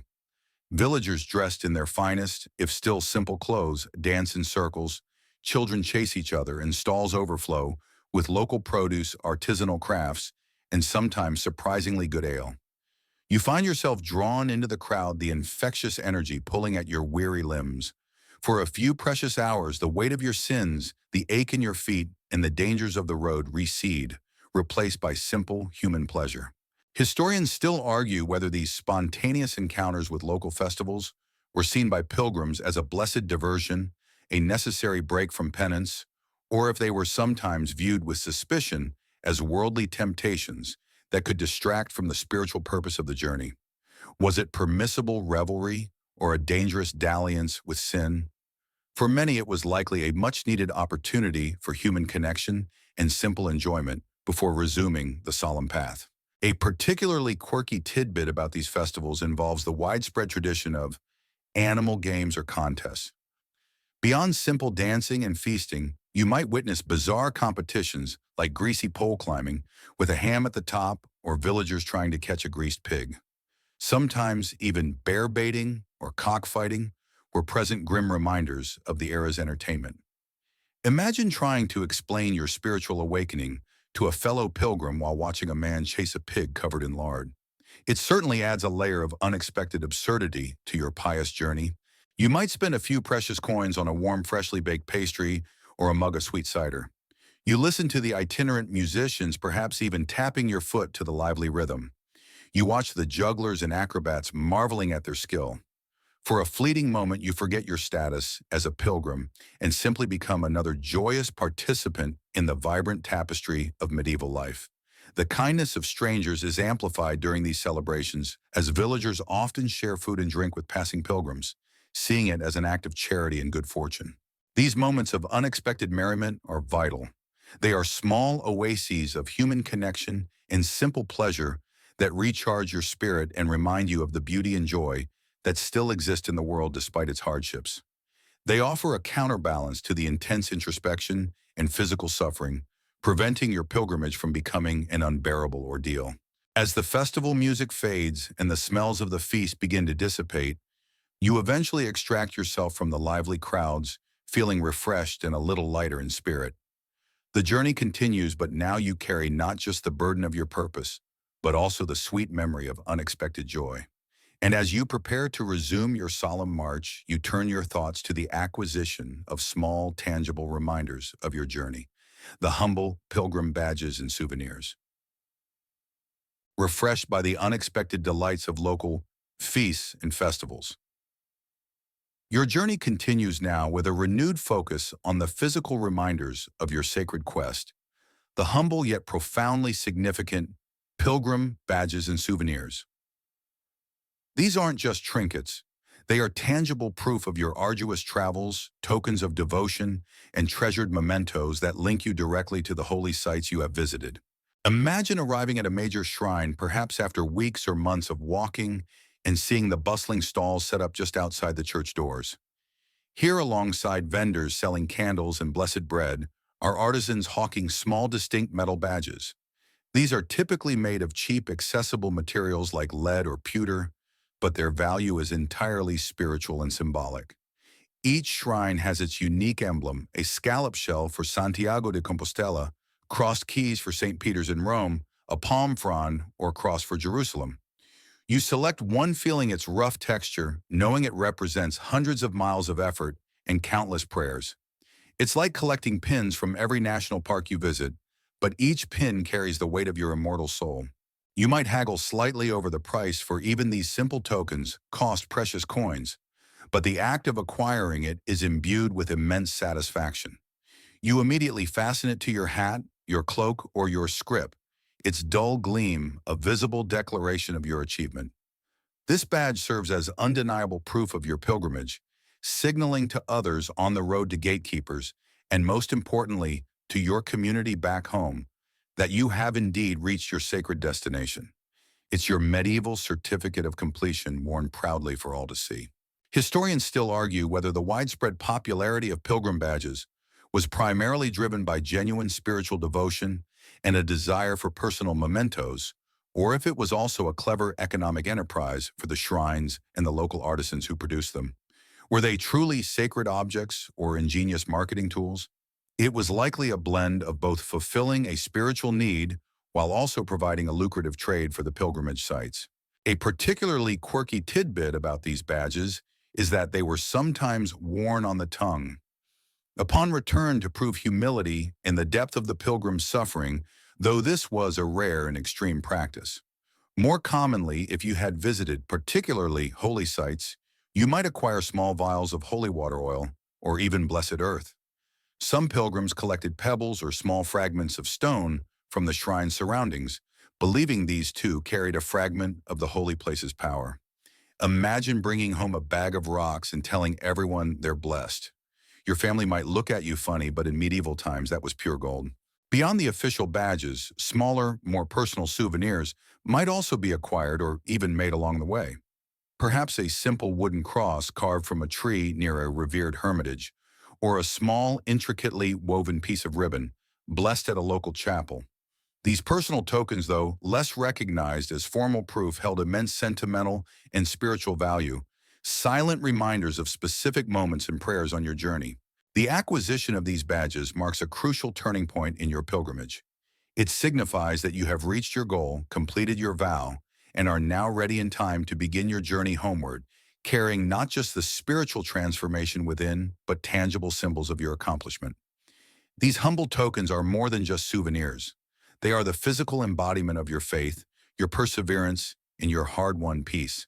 And as you consider the thriving industry that produces these sacred objects, you begin to grasp the larger economic forces at play, observing the economics of pilgrimage. Having acquired your coveted pilgrim badges and souvenirs, tangible proof of your achievement, your awareness inevitably expands beyond your immediate spiritual quest to the bustling activity around major pilgrimage sites. You begin to observe the economics of pilgrimage, recognizing the thriving local economies built directly around these sacred routes and the ceaseless flow of devout travelers like yourself. This isn't just about faith, it's also about a massive, intricate network of supply and demand. Imagine the sheer volume of goods and services required to support thousands, sometimes tens of thousands of pilgrims. As you approach a major shrine city, the roadside becomes lined with businesses catering specifically to travelers. There are inns and hospices offering a bed and simple meals. There are blacksmiths to repair worn horseshoes and broken staff tips. Cobblers labor over worn-out boots, a constant stream of customers, arriving with blistered feet and shredded leather. It's like a medieval version of a motorway service station, but with way more emphasis on spiritual salvation and significantly fewer branded coffee shops. Food vendors are everywhere hawking bread, cheese, dried fish, and local fruits.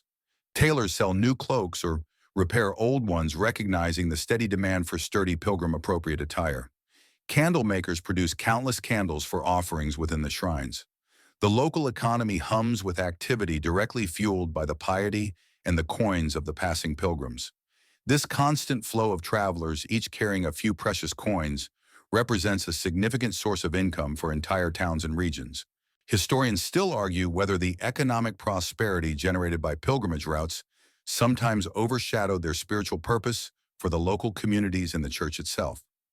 Was the primary motivation for maintaining a shrine always faith, or did the lucrative trade in relics, badges, and hospitality eventually turn some holy sites into spiritual marketplaces?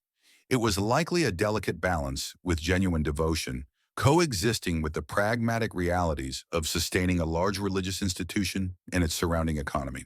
A particularly quirky tidbit about the economics of pilgrimage involved indulgence vendors, who might set up stalls near major shrines.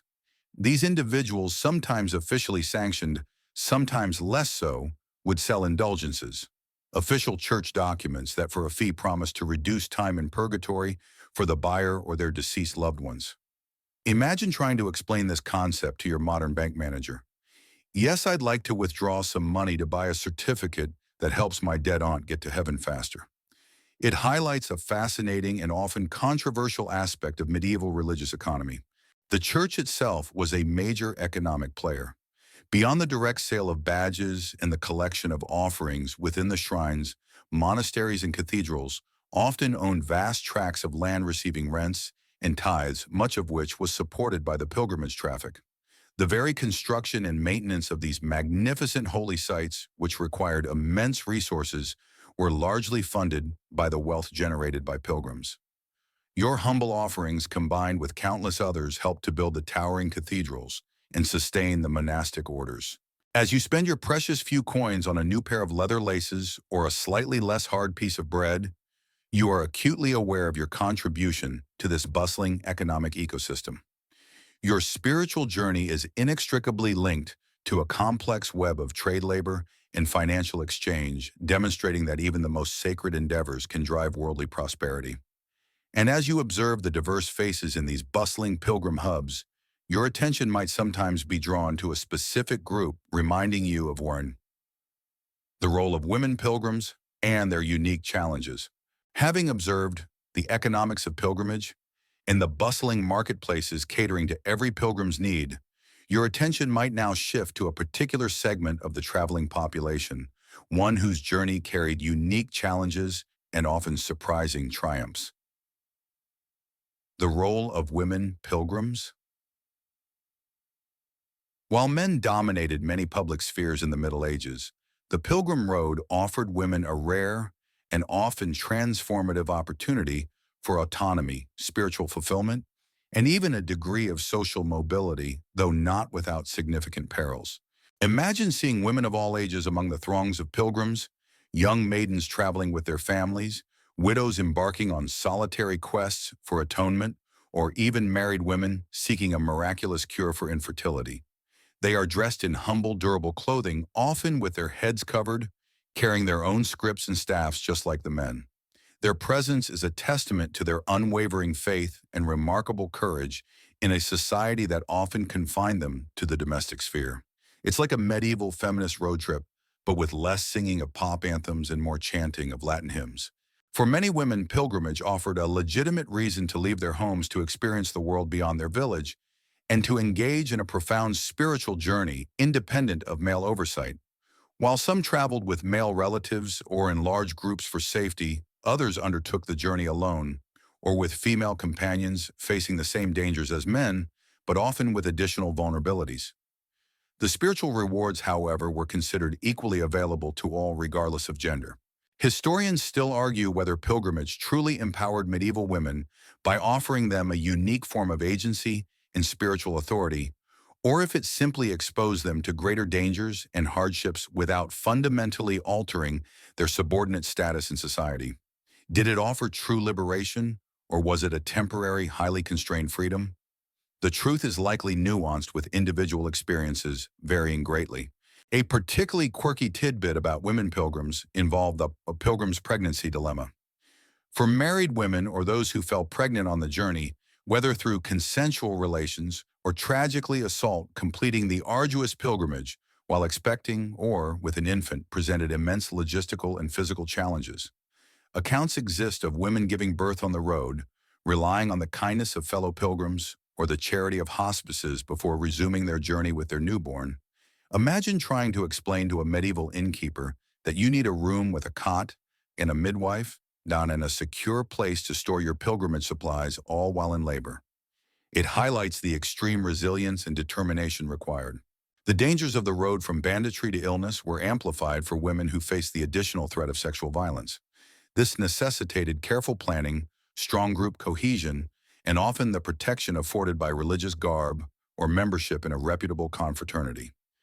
Yet despite these risks, countless women embarked on and completed these arduous journeys, their piety and perseverance shining through. The stories of female saints and martyrs, often revered at the pilgrimage shrines, also served as powerful inspirations for women pilgrims. These holy figures provided role models of strength, devotion, and sometimes radical independence, offering a spiritual framework for their own challenging journeys. As you observe these determined women sharing their burdens and their joys, you gain a deeper appreciation for the diverse forms that faith and courage can take. Their presence on the road is a silent testament to their unwavering spiritual commitment and their refusal to be confined by societal expectations. And as you continue your journey through these bustling pilgrim hubs, you might sometimes pause to enjoy another form of popular entertainment that often celebrated these sacred journeys: miracle plays and performances. Miracle, having observed the role of women pilgrims and their remarkable resilience on the road, your journey now leads you into the vibrant, often raucous heart of medieval popular culture. As you pass through towns or arrive at major pilgrimage centers, you inevitably stumble upon lively street performances, miracle plays, and performances. These aren't just entertainment. They are a powerful blend of religious instruction, community celebration, and pure theatrical spectacle, often directly related to the very sacred stories that motivate your journey. Imagine approaching a town square drawn by the sound of excited shouts and the crude, vibrant colors of painted backdrops. A temporary wooden stage has been erected, and actors dressed in simple but recognizable costumes are reenacting scenes from the Bible, the lives of saints, or even morality tales. You might witness the dramatic story of creation, the harrowing tale of a saint's martyrdom, or a humorous allegory about good versus evil. The dialogue is often boisterous, the gestures exaggerated, designed to reach a largely illiterate audience. It's like a medieval street theater troupe putting on a religious rock opera, but with more shouting and definitely no actual rock music. These plays were hugely popular, drawing crowds of villagers and pilgrims alike. They served as a crucial means of religious education, bringing abstract theological concepts to life through vivid storytelling and relatable characters. For pilgrims, seeing the stories of the saints they revered or the miracles they hoped to witness performed before their very eyes could be an incredibly powerful and reinforcing experience. It transformed the abstract narratives of faith into tangible emotional spectacles. Historians still argue whether the primary purpose of miracle plays was genuine religious instruction and spiritual edification, or if they were also a form of social control and communal entertainment, reinforcing shared cultural values and providing a sanctioned outlet for popular revelry. Was it all about piety, or was it simply the best show in town? Likely both, with the sacred and the profane often intertwining in medieval popular culture. A particularly quirky tidbit about these performances involved special effects that were surprisingly elaborate for the era. Imagine smoke and fire used to depict hellfire pulleys and ropes to make angels fly across the stage, or clever trap doors for demons to suddenly appear and disappear. Sometimes live animals were even incorporated into the performances, adding an unpredictable element of chaos. Imagine a scene of Noah's Ark with actual sheep and chickens wandering across the stage. It certainly made for a memorable theatrical experience, even if it wasn't always subtle. You might pause your journey for an hour or two, captivated by the unfolding drama. You join the laughter of the crowd at a devil's slapstick antics, or feel a lump in your throat as a saint bravely faces martyrdom. These performances offer a communal experience, a shared moment of entertainment and reflection that transcends the individual hardships of your pilgrimage. They remind you of the rich cultural tapestry of the world you're traversing and the universal power of storytelling. These plays also reinforce the very purpose of pilgrimage, often ending with a dramatic scene of salvation or miraculous intervention, directly linking the suffering of the journey to the promise of divine reward. They provided a spiritual boost, a renewed sense of purpose before you return to the dusty road. As the final bows are taken and the crowd begins to disperse, you feel a renewed energy, a sense of having been part of something larger than yourself. The power of shared stories vividly brought to life lingers, and as you rejoin the flow of fellow travelers, your journey inevitably leads you into the bustling, overwhelming experience of the urban pilgrimage hubs. Having experienced the vivid spectacle of miracle plays and performances, in a smaller town, your journey now propels you into a much larger, often overwhelming environment. The urban pilgrimage hubs.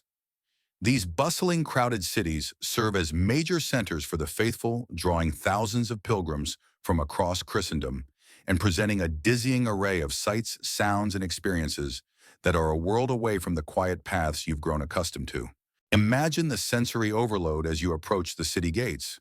The distant murmur of voices swells into a cacophony of shouts, laughter, and the clatter of carts on cobblestones. The air once scented with pine and damp earth now carries the mingled odors of cooking fires, market stalls, human bodies, and the ever-present scent of horse dung. The skyline previously dominated by humble village churches now bristles with the towering spires of cathedrals, their grandeur proclaiming the city's wealth and religious significance. It's like stepping from a quiet country lane into the busiest square of a modern metropolis, but with fewer cars and significantly more livestock. These urban hubs are vital staging points for pilgrims. Here you can resupply your script, find more comfortable, though still often communal lodging, seek medical attention for your weary body, and most importantly, visit the major shrines and relics that are the ultimate goal of your journey. The streets are a swirling current of humanity, local merchants hawking their wares, beggars pleading for alms, monks and friars moving with quiet purpose, and of course countless other pilgrims, distinguishable by their staff scripts and the telltale badges on their cloaks.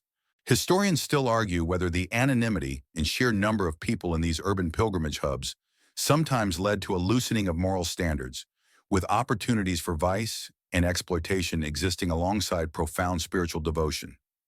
Did the crowded conditions and diverse populace create a melting pot of piety and sin, or did the overarching spiritual purpose maintain a degree of order and reverence? It was likely a complex environment where both extremes could be found, offering both temptation and profound spiritual experience. A particularly quirky tidbit about these hubs involved the fournier pilgrims' markets that often sprang up spontaneously around the major shrines. These weren't just for essentials. They sold everything from elaborate wax effigies to tiny, intricately carved religious figurines, often blessed by local clergy.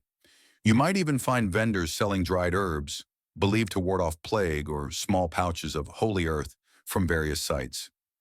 Imagine a medieval spiritual souvenir shop on steroids, bustling with desperate hopes and genuine belief, as well as plenty of opportunists. Navigating the dense crowds requires vigilance.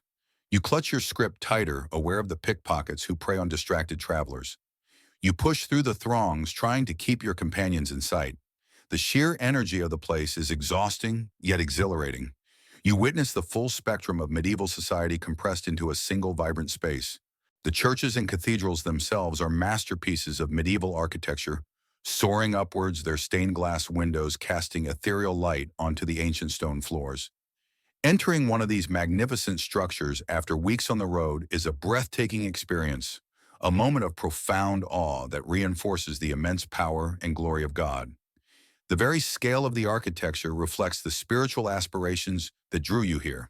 As you eventually find your way through the bustling streets, perhaps marveling at the craftsmanship of a cathedral or sharing a simple meal in a crowded inn, you realize that these hubs are not just stops on a journey. They are dynamic ecosystems of faith commerce and human interaction. And within these crowded spaces, inevitably, minor conflicts can arise, leading to moments of now disputes and resolutions among pilgrims and locals alike. Having navigated the overwhelming sensory tapestry of the urban pilgrimage hubs, you quickly learn that even within a shared spiritual quest, human nature's rougher edges can emerge. In these crowded, often tense environments, minor disputes and resolutions are an inevitable part of the pilgrim's journey, forcing you to confront conflict and sometimes even act as an impromptu mediator. Imagine vying for a spot at a crowded communal table in an inn or pushing through a bottleneck at a narrow bridge. Tempers can flare. A pilgrim might accuse another of stealing a piece of bread, or a local merchant might feel cheated by a traveler's haggling. The stress of the journey combined with fatigue and unfamiliar surroundings can shorten patience. You might hear sharp words exchanged, see fists clenched, or even witness a small skirmish breakout over something as trivial as a spilled cup of ale. It's like being at a perpetually overcrowded airport, but instead of missing flights, people are arguing over who gets the last moldy piece of cheese. These disputes are rarely grand epic battles, but rather small frictions of daily life under difficult conditions. A misunderstanding due to language barriers, a jostle in a crowd, a perceived slight over a shared resource. As a pilgrim, you're part of a community, even if temporary, and conflicts within that community impact everyone. You quickly learn that resolving these issues, or at least diffusing them, is essential for the harmony and safety of the group. Historians still argue whether the challenges of internal disputes among pilgrims were seen as a test of their Christian virtues, patience, forgiveness, charity, or if they were simply an unavoidable consequence of bringing diverse people together under stressful circumstances. Did these conflicts offer opportunities for spiritual growth, or were they just annoying distractions from the primary purpose? Likely both, turning moments of frustration into unexpected lessons in forbearance. A particularly quirky tidbit about pilgrim disputes involved instances of whiny pilgrim courts or impromptu arbitration. If a disagreement couldn't be settled by simple common sense, the more respected or older members of a pilgrim group might sit as an informal jury to hear both sides and render a judgment, often based on common law or Christian principles. Imagine being forced to present your case about a stolen piece of hardtack to a panel of strangers who are just as tired and hungry as you are. Justice medieval style was often rough and ready. You might find yourself stepping in, using a few conciliatory words, offering to share a precious bite of food, or simply reminding disputants of their shared sacred purpose. The knowledge that you are all striving for the same spiritual goal often provides a powerful incentive for reconciliation. After all, carrying grudges on a 1,000-mile walk sounds exhausting, doesn't it? Sometimes disputes involve local authorities. A market guard might accuse a pilgrim of loitering, or an innkeeper might demand an unfair price. In such cases, the collective solidarity of the pilgrim group, or the subtle display of a royal safe conduct, if you possessed one, could offer a measure of protection and help secure a fair resolution. The Pilgrim's Path, while a spiritual journey, was also a practical negotiation of medieval legal and social structures. These small conflicts and the efforts to resolve them underscore the very human element of pilgrimage. It wasn't just about saints and miracles. It was about ordinary people navigating extraordinary challenges, learning to live and travel alongside each other, warts and all. And as you put another dispute behind you, you find comfort in the familiar essential tools that accompany every step of your journey: your trusty pilgrim's staff and script. Having navigated the minor disputes and resolutions that inevitably arise from close quarters on the road, your hand instinctively tightens on your trusty pilgrim's staff and script. These aren't just pieces of wood and cloth. They are the iconic tools of your journey, humble yet profoundly symbolic, representing your identity, your reliance, and your unwavering commitment to the path. Imagine your staff. It's taller than you, made of stout, gnarled wood, smoothed by countless miles in the grip of your hand. Its top might be adorned with a cross or a small hook, useful for hanging your scrip, or pulling things closer. This staff is your constant companion, your third leg on steep inclines and treacherous descents. It's a probe for testing uncertain ground, a steadying support when fatigue threatens to buckle your knees, and a surprisingly effective defense against a stray dog or a belligerent beggar. You lean on it literally and figuratively with every mile. It's like your medieval walking stick survival tool and personal bodyguard all rolled into one. The scrip, your small, simple bag, usually made of coarse linen or leather, hangs comfortably over your shoulder or is perhaps tied to your belt. It contains all your worldly possessions for this journey, a few pieces of hard bread, a lump of dried cheese, perhaps a small blessed token, and your precious few coins. It's remarkably light, a testament to the ascetic simplicity forced upon you by the demands of the road. Every item within it has been carefully chosen for its necessity, stripping away the clutter of everyday life. Historians still argue whether the widespread adoption of the staff and script by pilgrims was primarily a practical necessity for long-distance travel, or if these items held a deeper symbolic meaning representing the pilgrims' poverty, reliance on God, and spiritual humility. Were they just tools, or were they emblems of a spiritual state, likely both, with their practical utility inextricably linked to their religious significance? A particularly quirky tidbit about the staff involved a ritual practiced by some pilgrims. Upon reaching their destination, they would plant their staff in the ground near the shrine, or even leave it inside the church as a permanent testament to their fulfilled vow. Imagine a small forest of pilgrim staffs, each a silent monument to a completed journey, a visual record of countless miles and prayers. It's a powerful image of collective dedication, literally leaving a piece of yourself behind. The staff becomes an extension of your body, its rhythm syncing with your footsteps, a steady beat against the endless miles. When you pause to rest, it props you up. When you cross a stream, it offers balance. When you face a moment of doubt, its solid presence in your hand offers a small, tangible comfort. It is a symbol of your reliance on simple things and a constant reminder of the physical effort involved in your spiritual quest. The script, too, takes on a deep personal significance. It holds your sustenance, your meager wealth, and perhaps a cherished private memento from home. It's a constant presence, a small burden that reminds you of your needs and of the precariousness of your existence on the road. Yet it also represents freedom, the freedom from possessions, the liberation from the complexities of a fixed life. These iconic tools connect you to generations of pilgrims who walked before you, sharing the same burdens and hopes. They are recognized symbols on the road, identifying you to fellow travelers and to those who might offer charity or hospitality. You are not just a person walking, you are the pilgrim, defined by your staff and script, a universal figure of faith and endurance. As the sun begins to set once more, painting the sky with warm hues, you lean on your staff, adjust your script, and prepare for another night of rest. The journey has been long filled with external challenges and internal reckonings. And as the destination grows nearer, another more profound yearning begins to assert itself, the longing for home. As the miles continue to fall away, marked by the steadfast presence of your pilgrim staff and script, a different, more tender emotion begins to swell within your chest, the longing for home. Despite the profound spiritual purpose of your journey, the camaraderie of the road and the wonders you have witnessed there is an undeniable, deep-seated yearning for your own hearth and kin, a magnetic pull back to the familiar comforts and faces you left behind. Imagine the images that flicker through your mind as you walk the warmth of your own bed, the smell of bread baking in your village oven, the laughter of your children, the familiar weathered face of your spouse. These aren't just abstract concepts. They are vivid sensory memories that pierce through the fatigue and the spiritual focus of your pilgrimage. You might find yourself unconsciously tracing patterns in the dust with your staff, patterns that resemble your cottage or the pathways of your fields. It's like having a constant low-battery video call playing in your head, showing you everything you miss.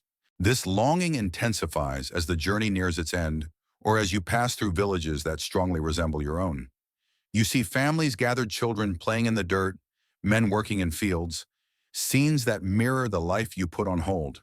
It's a bittersweet ache, a reminder of what awaits and what you've sacrificed for this sacred quest. The pull is almost as strong as the one that drew you to the pilgrimage in the first place. Historians still argue whether the return journey of medieval pilgrims was often more emotionally challenging than the outward journey precisely because of this intense longing for home and the inevitable process of reintegration into a world that might have moved on without them. Was the anticipation of home a comforting thought or a source of anxiety about a changed reality? It was likely a complex emotional landscape, blending relief with apprehension. A particularly quirky tidbit about this longing involved Hasser homeward-bound pilgrim songs. While many pilgrim songs focused on the journey to the shrine, there were also specific tunes, often more melancholic or wistful, that expressed the yearning for home and the anticipation of reunion. Imagine pilgrims humming a medieval equivalent of "Take Me Home, Country Roads" as they trudge their way back across the continent. These songs served as a collective outlet for their shared nostalgia and hopes. You might find yourself speeding up your pace on certain days, driven by an almost unbearable desire to be reunited with your loved ones. You count down the remaining miles, calculate the days, and imagine the moment of your return. What will they say? How much have they changed? Will they recognize the person you have become after this arduous, transformative journey? The questions swirl in your mind, a mixture of eager anticipation and profound uncertainty. The longing for home is a testament to your deep human connection, a reminder that while your spirit soared on this pilgrimage, your heart remained rooted in your earthly attachments. It highlights the dual nature of the pilgrim's experience, a journey away from the familiar to seek the divine, and then a journey back to reintegrate the sacred insights into the everyday. As the sun sets casting long shadows before you, the yearning for your home feels almost tangible, a warm glow in your weary chest. You know that soon, very soon, this longing will be fulfilled. And with that thought, a new surge of excitement and profound emotion courses through you as you realize you are now on the final approach to sanctuary, seeing your holy destination finally on the horizon. The powerful surge of the longing for home, now intertwines with an even more profound emotion as your eyes, weary from countless miles, finally behold the distant, unmistakable silhouette of your holy destination on the horizon. This is the final approach to sanctuary, the culmination of weeks, months, or even years of arduous travel, a moment that swells your heart with a mixture of overwhelming relief, exultation, and profound anticipation. Imagine seeing it for the first time, the towering spires of Santiago de Compostela, piercing the morning mist, the ancient domes of Rome gleaming in the midday sun, or the walls of Jerusalem rising majestically against the desert sky. It might appear first as a mere speck, then gradually resolve into intricate detail. Tears might well in your eyes unbidden as the sheer scale of your achievement washes over you.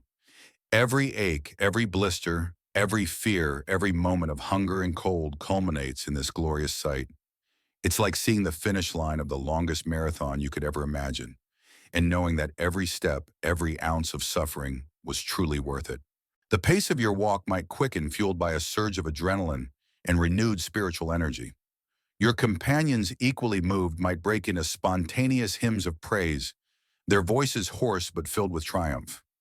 The silence of the open road is replaced by a shared exultation, a collective outpouring of relief and gratitude. You are almost there. The ground beneath your feet, which once felt endless, now carries you towards a sacred promise. Historians still argue whether the profound emotional experience of finally reaching a major pilgrimage shrine was primarily a genuine spiritual epiphany, a direct encounter with the divine, or if it was also a powerful psychological response to the successful completion of an incredibly difficult and dangerous journey. Was it pure transcendence or the immense relief of knowing you hadn't died on the way? It was undoubtedly a powerful blend where faith and sheer human perseverance converged. A particularly quirky tidbit about this final approach involved specific rituals performed just before arrival.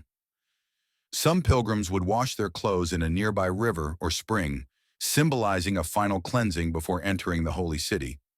Others might take off their shoes and walk the final stretch barefoot, an act of extreme humility and devotion. Imagine walking barefoot over rough medieval roads, for the last mile your feet already raw, just to demonstrate your ultimate commitment. It certainly adds a vivid, if painful, layer to the spiritual journey. As you draw closer, the details become clearer. You can discern the intricate carvings on the cathedral facade, the bustling activity around the city gates, the sheer number of other pilgrims equally exultant making their final approach. The air seems to thicken with anticipation, with the palpable energy of thousands of souls converging on a single sacred point. You pass local vendors who cheer pilgrims on, perhaps offering a final symbolic refreshment. The sounds of the city, once overwhelming, now feel like a symphony of welcoming activity. You are no longer just a traveler. You are a pilgrim arriving, a member of a vast moving congregation, finally reaching its spiritual home. This moment is the physical and spiritual climax of your journey. It is the validation of your vow, the promise of your penance, and the ultimate reward for your perseverance. All doubts fall away, replaced by an overwhelming sense of accomplishment and grace. And as you finally pass through the gates, stepping onto the hallowed ground of your destination, you prepare for the profound emotional and spiritual impact of your Shriner arrival and spiritual fulfillment. The overwhelming emotion of the final approach to sanctuary now dissolves into the profound, deeply personal moment of arrival and spiritual fulfillment. You have done it. You have traversed unimaginable distances, faced countless perils, and endured untold hardships. Now standing within the hallowed confines of the shrine, whether before the tomb of St. James, the relics of Rome, or the sacred sites of Jerusalem, an overwhelming sense of peace washes over you, a culmination of your arduous pilgrimage. Imagine stepping into the vast, echoing silence of the cathedral, the light filtering through stained glass windows, casting ethereal colors onto the ancient stone floor. The air is thick with the scent of incense and centuries of devotion. You see countless other pilgrims kneeling, praying, weeping openly, each undergoing their own profound moment of connection. You might feel your knees buckle not from exhaustion, but from the sheer weight of emotion as you sink to the ground, tears blurring your vision. It's like reaching the summit of a towering mountain and finding not just a view, but a tangible connection to the divine. This moment is about more than just seeing a relic. It's about the culmination of your journey as a spiritual act. It's the release of the mana weight of sins. You carried the fulfillment of the vow you made, the realization of the peace you sought. You might approach the reliquary, perhaps touching it or simply gazing at it with reverent awe. For many, this act was believed to grant absolution, a direct spiritual cleansing, preparing the soul for heaven.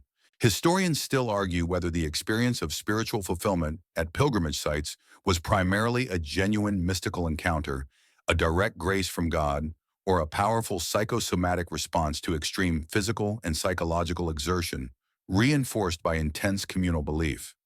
Was it a miracle or the mind's profound reaction to achieving an impossible goal? For the pilgrim, the distinction was irrelevant. The feeling of peace and purification was undeniably real. A particularly quirky tidbit about arrival rituals involved pilgrims leaving behind tangible symbols of their suffering or gratitude. Some would discard their worn pilgrim shoes or clothes at the shrine as a sign of having completed their journey and shedding their old selves. Others might leave small wax effigies of healed body parts, a leg and arm, as thanks for a miraculous cure, or a lock of hair as a personal offering. Imagine the piles of discarded muddy boots and rough cloaks, a collective monument to thousands of completed vows. It truly makes you consider the tangible cost of their faith.